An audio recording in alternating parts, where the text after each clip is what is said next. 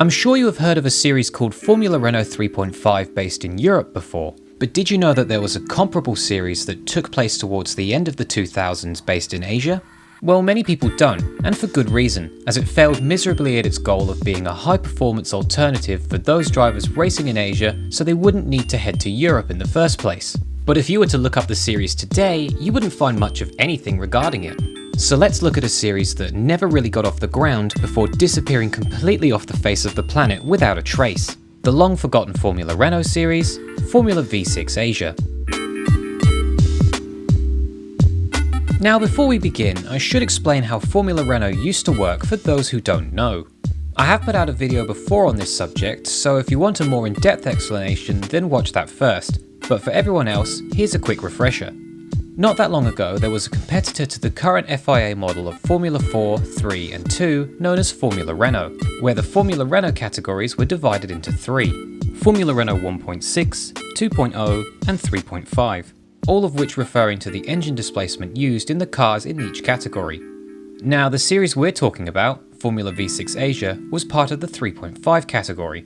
So now that you have a rough idea of where it was supposed to sit on the ladder, let's get started.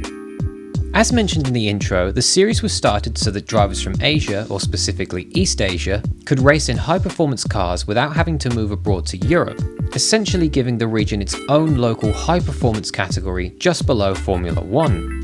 Motorsport Asia announced the series in 2005 with the tagline, "For the first time, Southeast Asian-based drivers will be able to progress from karting through the ranks of junior single-seaters and step up to a program specifically designed to groom them for the pinnacle of international motorsport, Formula 1. Since it was a Formula Renault series, it meant that the organisers could simply use a previously developed Formula Renault car without having to create a new one. As such, the Tatus FR V6, which was used in the previous Formula V6 Eurocup series, was selected as the car of choice. The chassis was partnered with a 3.5-litre Renault engine that was developed jointly by Nissan, producing around 370 brake horsepower. Now while this is a competitive package using previous parts, compared to what it was supposed to be the equivalent of back in Europe, it was a little lacking in the power department. Nonetheless, everything was ready for the series to get started the very next year in 2006 for what would hopefully be the dawn of a new era of Formula racing in Asia. That first year of competition, however, was by all accounts below expectations. Of the 17 different drivers who took part during that year, only 6 of them raced full-time. Still, for what it's worth, the 12-race calendar did visit 3 different circuits around Southeast Asia, starting in Malaysia, then to Indonesia, before finishing off with 6 straight races at Zhuhai in China. Though the only reason there was 6 races there was due to the final round in Taiwan getting cancelled during the year. 2007 was no better driver count-wise, but at least the calendar was expanded, with races in Japan and 2 different Chinese tracks making up the bulk of the rounds. But again, there was a potential round, this time in Bahrain, that never saw the light of day. So even at this point we're already starting to see that initial potential of the series falling way short of what was promised. The calendar was once again all over the place in 2008, with the opening round at Zhuhai and the later Chinese round of Chengdu both removed from the calendar. These cancellations meant that the starting round of the year was pushed back into May, with the final round, now at Shanghai, as a double-header. The car count was abysmally low again, though at this point that was nothing new, with only 13 different drivers taking part over the year, with 6 of those competing full-time.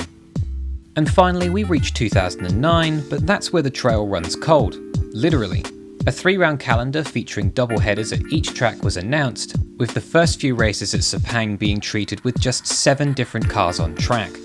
From that point on, however, we know that the first Sentul round in Indonesia was cancelled for track resurfacing in July, and then the rest of the calendar was straight up abandoned with the website disappearing from the internet. And that's really it. The entire racing series just disappears after July.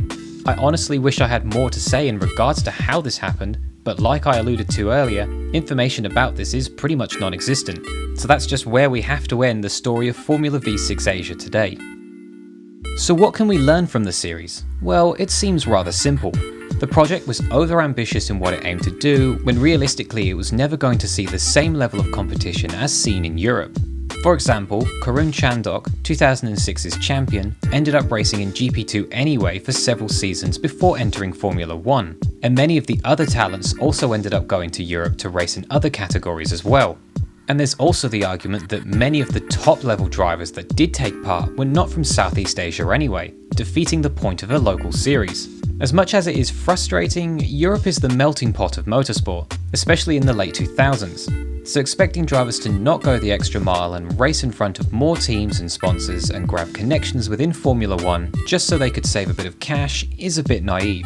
This has changed in recent times, of course, as there are now local and regional series like the F3 Americas in Asia that do allow drivers a chance to stay home for a bit longer before inevitably having to head to Europe anyway, but these series were only created recently and the backing and infrastructure around them is tenfold compared to what we saw with Formula V6 Asia.